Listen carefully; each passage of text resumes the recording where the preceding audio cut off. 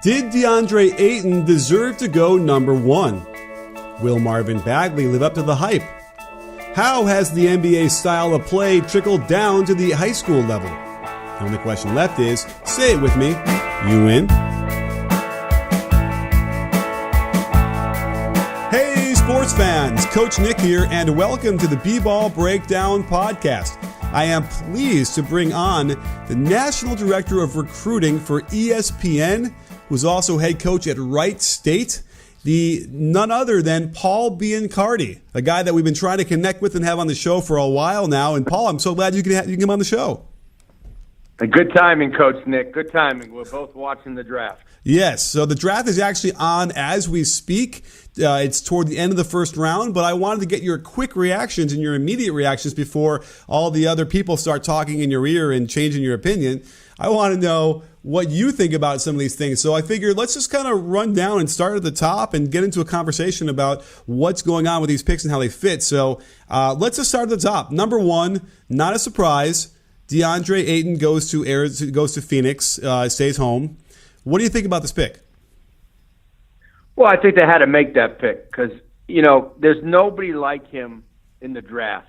Size-wise, his skill, his physical measurables. And I tweeted this earlier. You got to he was the number one pick when he came into the high school game. When he came into high school basketball, he was destined to be the number one pick the year he comes out of college, which was 217. I'm sorry, 217, 218 draft. Sean Miller, I thought, did a great job of getting the most out of him this year. There were questions about his effort, his motor, his energy. Was he bored with the game, or did he just not love the game? And I think Ayton answered a lot of those questions as a freshman at Arizona. There was never a question about, can he score in the low post? Can he rebound? Can he block shots? Can he run? There's never been a question about his talent. It was just more about his effort and energy level. I thought he answered that very well, and I think Phoenix has themselves an all-star player. And so you don't think there's going to be any issues, or maybe you think the opposite. He'll be able to plug in alongside their other really young, polished, somewhat polished stars, and some who aren't polished. He'll fit in really well with what they're doing and how they're building with a brand new coach. Yeah, I think he'll be great. My only question about DeAndre Ayton is this. Now that he's the number one pick and he's got millions upon millions of dollars coming in, is he going to be an everyday player where he shows up to practice, engaged, early, stays late, watches film, works in the off season to be the best he can be? Or will he be a feel-like-it player and decide, you know what, I feel like doing it today, tomorrow I don't feel like doing it? Regardless if he's an everyday player or a feel-like-it player, he's going to put up really good numbers. The difference will be if he becomes an everyday player, Phoenix will win and win at a high level. Okay, well, that does give me a slight red flag, though, because some of the players that we're going to talk about, that point doesn't even come up, right? We know that they're going to be an everyday player. So I suppose the fact that we're even discussing it gives you some leeway to think that, it could be a thing. Like, I'm trying to think of other players who were like that recently. Are we talking about in the order of, Okafor from Duke? Yeah, and I didn't see that a lot from Okafor in high school. He was lazy at times, but he seemed like that he played to the best of his ability. He was never in tip-top shape, and I think that hurt him a lot. Ayton in high school took a lot of possessions off, took some games off, and when you watch him play, you want more because you know he can do more. That's my only concern with DeAndre Ayton, but we can go through all these guys, Nick, and you're going to find concerns with everyone. Fair enough. We won't have the answer to DeAndre Ayton until about 3 years.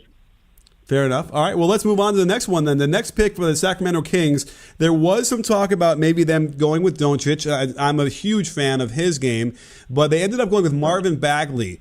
And interestingly enough, on our live show we just finished, I was talking about how, I kind of think I might have liked his counterpart who played center on that Duke team. And my mind completely blanking because he got picked a little bit later in the round.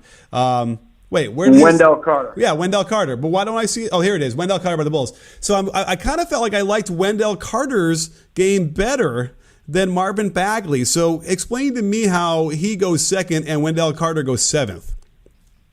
I love Wendell Carter as well, but to me, Marvin Bagley the third would have been the number one pick because of the athleticism.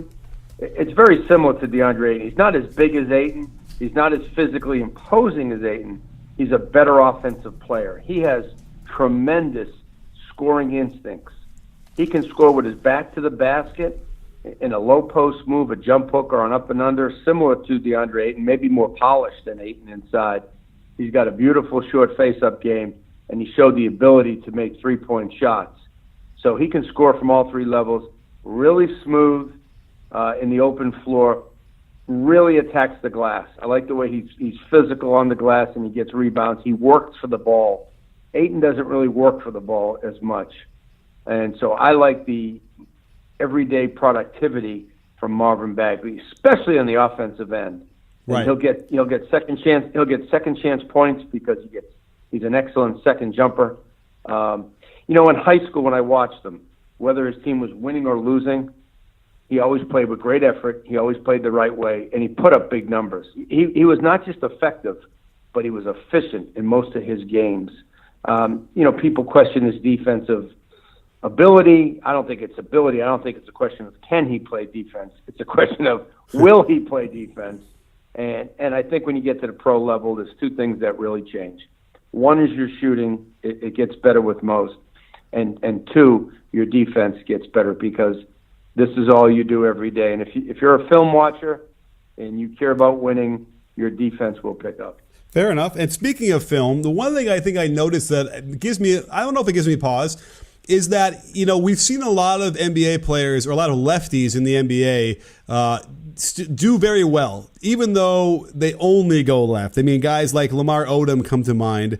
And I noticed that about Bagley, almost to the point where we saw Ben Simmons wants to finish with his right hand almost all the time, to the point where he gets awkward with it. It kind of feels like the same thing with Bagley with his left. Do you feel like that's an issue? No, not at all. I know what you're saying. He likes to come back to his left hand. I think he'll do some skill work with his right hand. He'll be able to score inside with his other hand when he needs to. Again, all these guys have a learning curve, and they all have areas that have to improve. So with Marvin Bagley, you're looking at a guy who put up numbers as a freshman in the ACC that nobody at Duke ever did before. That says a lot to me about him. I love his productivity. I love his efficiency. And I think he's the best offensive player in the draft. Okay. Well, let's move on to number 3 because we had an interesting thing where the Hawks drafted Luka Doncic and then they did a quick trade. But let's just go in order of the way they picked. So Luka Doncic goes, he's ultimately going to go to the Mavericks now. Did you get a chance to see a lot of his games since he was playing over in Spain? No, I saw him on film a couple of times, but the smartest player maybe in the draft and the best passer in the draft from what I've seen. You can question some things about him defensively. Can he move? With him, it's can he move laterally quick enough? He's smart enough to do it. What's his learning curve going to be like from an emotional standpoint after playing over in Europe and now playing in the NBA with so much pressure on him? How's he going to handle pressure, ball pressure, when people really get up on him? Mm-hmm. I think he's going to beat people with his basketball IQ, his passing, and obviously he can make open shots. He just brings so much instincts to the game, and with the instincts I'm talking about, you can't really coach. So I think he's a tremendous fit for anybody, and obviously the Dallas Mavericks he got traded to, and they had Dirk Nowitzki, and they put great stock into Doncic. Sure. And I think he's got sneaky athletic ability.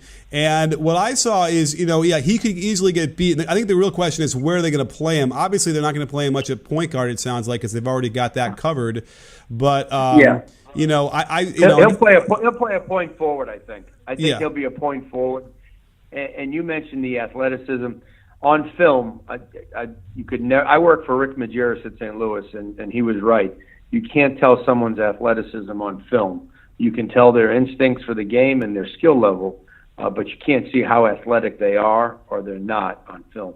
Well, at this point in my life, it's pretty obvious how athletic I am without even needing film. And if you're anything like me, then you're all too familiar with crushing credit card debt at outrageous interest rates. I try to just put it out of my mind and make whatever payments I can and ignore the fact that I might never finish paying it off. But that can all change now. Lightstream allows you to lower that interest rate and consolidate your debt so you can finally get a handle on your finances. If you have good credit, you can get a credit card consolidation loan anywhere from $5,000 to $100,000 at a 5.89% APR with autopay. Better yet, if you go to lightstream.com/breakdown, you'll get an additional interest rate discount, all with no fees. The only way to get this discount is to visit lightstream.com/breakdown. So lift the burden of debt off your shoulders, get some breathing room, and visit Lightstream today. Maybe we can take a detour for about 3 minutes because I've always been curious about, when talking with scouts, about how important it is to actually be in the arena and see these guys up close. I know part of it is when they're trying to scout like plays and all that stuff. That's one thing. But when you're trying to scout the players themselves, I guess you would argue that it's absolutely completely vital that you are there multiple times in person, somewhere close, so you can really get a sense of what they are with your own eyeballs. Oh, without question. I mean, I love sizing up a person so I know actually how big he is. You try to get his wingspan from measurements, and then you look at his body type. Does he need to put on weight? How much? Does he need to lose body fat? There's a lot of things you look at. It's hard to tell lateral quickness unless you're there live. It's hard to tell speed. And then when a player can change his speed, if it's a guard, if it's a big, you try to look at his hips and his legs, his girth. Where can he put muscle on? There's just so many measurables. The explosiveness, the second jump, you have to be live to see that. Fair enough. I mean, it's funny because we have so many measurables now with the way they have player tracking and they can put those sensors on everybody. They can almost measure that stuff. I know it's not live in a game, although they could probably do that as well. But to me, almost it's like, well, I got to see how he reacts to when the coach is coaching him in the timeouts, right? And what happens when he gets taken out and he's on the bench and the team's going on a run without him. Is he, cheering? I think that must be a big part of it as well, wouldn't you say? Yes, big part of our evaluations. We look at traits, we look at character, what type of teammate they are. Do they help their teammate off the floor? If their teammates are struggling, do they give them support or are they barking at them? It's huge, their interaction between each other, their interaction with their head coach after getting instructions, whether it's a critical piece of instruction or it's maybe a positive piece, how they interact with the officials. Taunting against the opponent.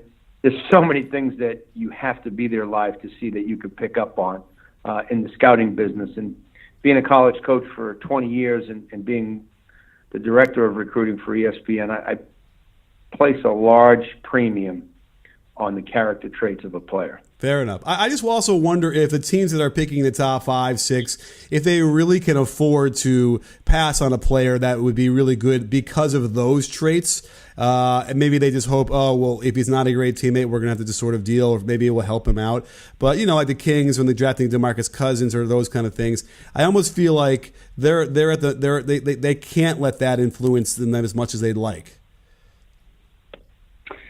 Well, again, the talent has to be appropriate. I mean, if you're going to be a high lottery pick, you've got to be extremely talented, and you have to have the traits to back it up. But, a lot of franchises will look at some of the traits a guy doesn't have, and they'll have to live with that. Mm-hmm. It's really important when you evaluate, and whether it's recruiting in college or you're at the NBA level and drafting, A, you have to trust your eyes, and B, you have to have the ability to understand your drafting or recruiting based on what that prospect can do, not what he can't do. Right. Every player has a concern. Every player has a weakness. But when you're making a draft pick or you're recruiting, you're doing that based on what you think they can do for you and how they'll fit in your program or franchise. Well, let's move on to a fit with Memphis because they picked Jaren Jackson Jr. out of Michigan State. And I got to tell you, Tom Izzo just keeps churning these guys out every year, guys that can come in and contribute. I don't know if I'm as sold, though, on him, looking at what he can do, certainly on the offensive end. So where do you think he's going to fit in right away with the Memphis Grizzlies? Well, I'll tell you what, in the high school ranks, nobody shot up the charts faster and quicker than Jaren Jackson. The only guy I could think about in that class of 217 that really moved his way up into the charts, top 10, was Jaren Jackson Jr. and Colin Sexton. Those guys came on like gangbusters as we finished our rankings, both top 10 guys. It amazed me watching him in high school, the length and the athleticism alone. And then you saw a guy who could make the occasional shot behind the arc in high school. But I'll tell you what, he took you inside and can give you a jump hook. He was great at finishing. And defensively, he was so quick getting off the ground and chasing down drivers to block shots. And he was a very, very high-level and ambitious rebounder in high school. So I see him as a guy who can eventually make an open shot in the NBA, a guy who can score in the paint right now at a high level. I think he'll block the rim at a very high level, and I think he'll be a great rebounder. So you mentioned that he kind of, I guess, came out of nowhere at the end of the high school career with him and Colin Sexton. What does that mean? How does that happen? Are these summer or spring league games that they're suddenly appearing in and destroying other high level players? What accelerated that process and got everyone noticing them?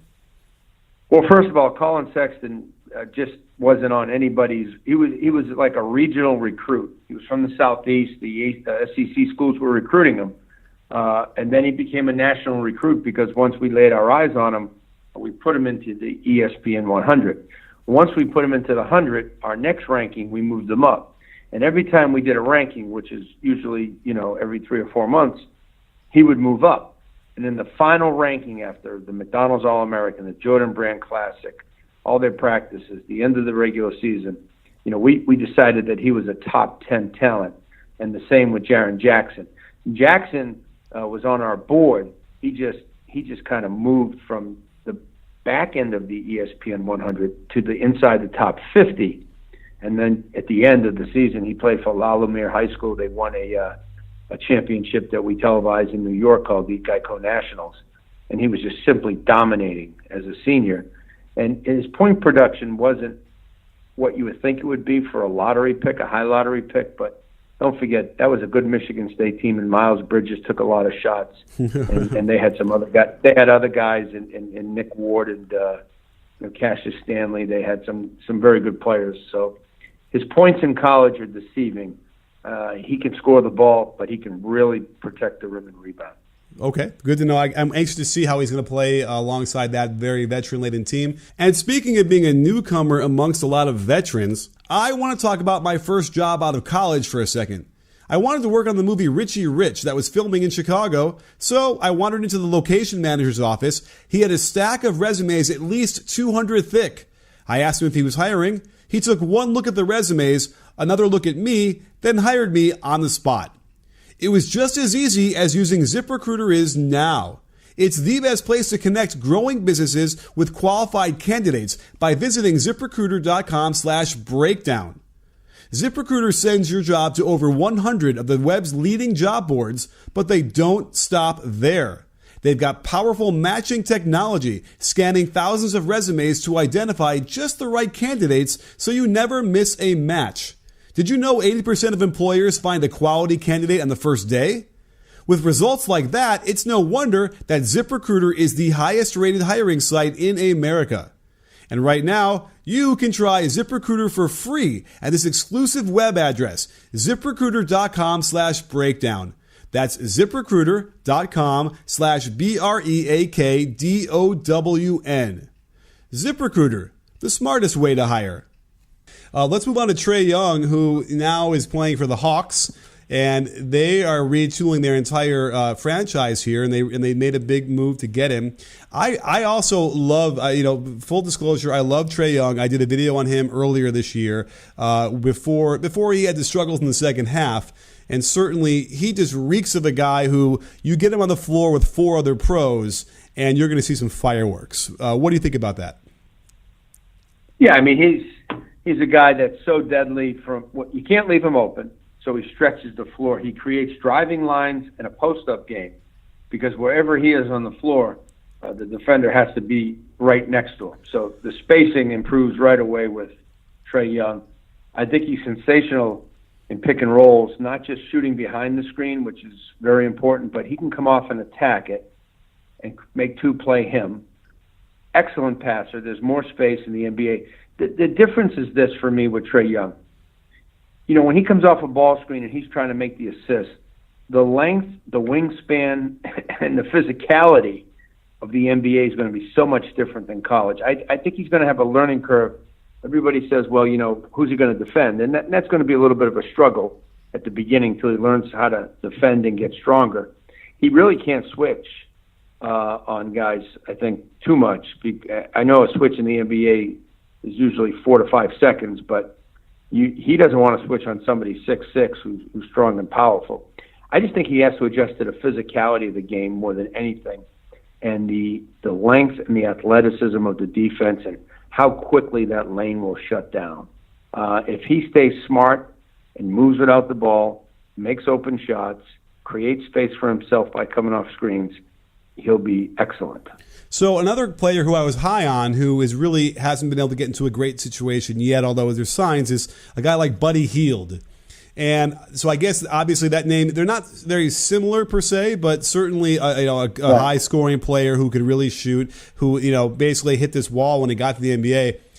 Would you think is that a good comp, or do you think that is he on the path to being another Steph Curry?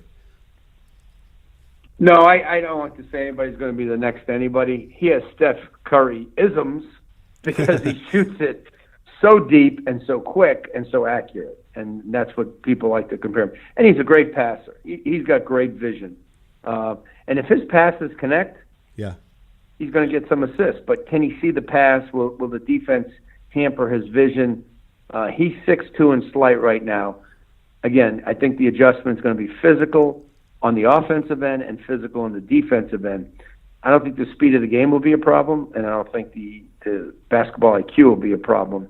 But he's a guy that has to be he's going to be a specialist in some ways as a shooter, and he'll be a very good assist guy. He's got to be careful not to do too much. Remember this year, Nick, when he tried to do too much at Oklahoma, what happened? Mm-hmm. His game got sloppy, team didn't function well. That stuff can't happen in the pros. Fair enough. And I would be surprised if it did too much because now, he doesn't have to do everything and the floor could be better balanced. So we'll see how that works. But he should get an excellent opportunity with lots of playing time in Atlanta. Let me ask you a really quick question as a quick detour about the game and where we're moving toward. Because obviously in the NBA, I'm studying it every day and all the time, and we see how the three-point shot is becoming so dominant. We're moving towards probably 50 three-point attempts per game at some point in the next several years. Do you see that kind of wide open and then shoot threes for the sake of shooting threes kind of style? Is that already trickling down into the high school level? In some ways it is. Guys are taking more threes. Teams are taking more threes. For me, it's the guys who don't work on their shooting and taking shots. That's what makes it look really bad and sloppy because young kids don't understand after the shot is taken, you got to get back on defense.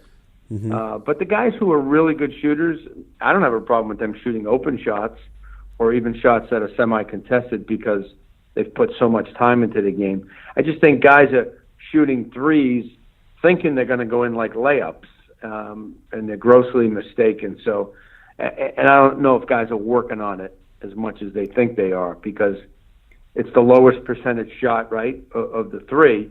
The free throw is the highest. The two-point field goal is a higher percentage shot in most situations. So the three-point shot is the lowest percentage. Obviously, it produces a better yield. But if it's the lowest percentage shot, you better work on it the most. Sure. And there could just be, they're not old enough. They don't have enough hours in the day and years in their lives yet to become a consistent knockdown shooter, which is not their fault. But I also feel like, are you seeing guys really pushing the boundaries of where they're taking the shots and getting farther and farther off the line at the high school level too? Yeah, they are. And it's and they're watching the best players in the game, and the best players are taking and making those shots. And the Trae Youngs are doing it in college, the Steph Currys, the Kevin Durant's, Chris Paul's. But nobody has any idea of the thousands, the tens of thousands of hours that those guys have put in to be where they are today. They weren't that way when they were in high school and even college. But guys are trying to go even deep behind the line, like you mentioned, and it makes for an uglier shot and just some bad defensive transition. Sure. And so coaches have their work cut out for them. If a guy can't shoot it comfortably with strength and body balance and some consistency, they shouldn't be taking that shot. Yeah. And, certainly I do a lot of clinics, and we certainly have done a lot of advanced study into the jump shot and the mechanics and what we teach. A lot of the things that you and I learned when we were growing up and that we even taught for a long time actually aren't really what the good shooters do. So that's the other issue is you have these players who are probably, doing a lot of the old school fundamentals a lot, and they're just kind of practicing to miss. So, Paul, tell me, which team do you think has impressed you the most in the first round with who they picked? For me, Nick, it's the Clippers. They got Shai Gilgeous-Alexander, who I had as the number one point guard in the draft. I love his size at 6'6". Guys play small ball at 6'6". At the forward spot, we're talking about a 6'6" point guard with a 7-foot wingspan, and that enables him to finish at the rim and to keep quicker guys in front with that length. I just love everything about him as a point guard. Not a great athlete, but a film watcher, a guy who's smart, makes other people better, a facilitator. He's very polished in ball screen. So I thought that was an excellent pickup for the Clippers. And then they came right after that with Jerome Robinson, who I thought, in my mind, was the sleeper in this draft. He was a guy people were talking about late in the first. I guess his workouts were good, but when I watched him just on the eye test at Boston College, and I used to coach there, and I talked to the staff there, and I've talked to a lot of guys in the ACC. If he played on Duke or Carolina or a top 10 team in the country, I think his stock might have been higher earlier on. Anyway, it ended up being where it should be, which is in the lottery. He can really score, and he's tough as nails. Second in the ACC in scoring. I mean, listen to these numbers. He's 48% from the field, which is good. And he got all the defensive attention. 40% from three and 83% free throw shooter. That's 171 total. The NBA looks for guys that are 180 shooters. So I thought those two picks, Shai Gilgeous-Alexander, Jerome Robinson, those guys are going to help the Clippers right away, and they both have long-term upside in the game. For sure.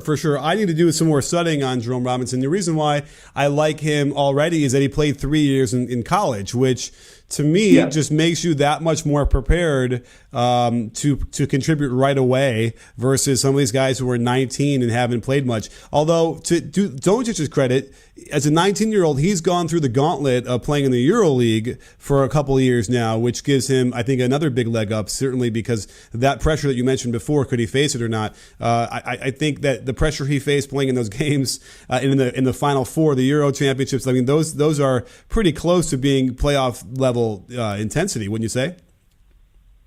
No question about it. I'm not as familiar as some other people about that competition, but it's much stronger than NCAA. He's a young man playing in a man's game over in Europe. I think he's going to be terrific here, Doncic. But, you're number 3 with a lot of hype, and I think people are going to expect too much too soon. I think he'll be terrific as time goes on. But getting back to Jerome Robinson and Shai Gilgeous-Alexander, they're terrific in pick and roll. And you talked about the way the game is going. There's so much pick and roll in the game, whether it's on the side, it's a flat ball screen, it's an angle ball screen, it's a double screen. And both Gilgeous-Alexander and Jerome Robinson navigate very well in ball screens. And you mentioned Robinson being a 3-year college guy. He improved every year at Boston College. He started out as the point guard, and then he moved over to the 2 guard. He's got great footwork for his scoring. I'm really high on him and Gilgeous-Alexander. I thought the Clippers, get an A+ on this draft. Terrific. Well, I'll give you an A+ on this podcast because certainly the information has been terrific and top notch. So, Paul, I can't thank you enough for coming on the show and breaking this down for us. Well, I got to tell you, Nick, that's been the first A+ that I ever got in my life, so I'll take it. All right. You got it. Well, thank you so much for coming on the show. And don't forget, sports fans, at B-Ball Breakdown, we're not a channel, we're a conversation. You in? Are you in, Paul? I'm 2 feet in.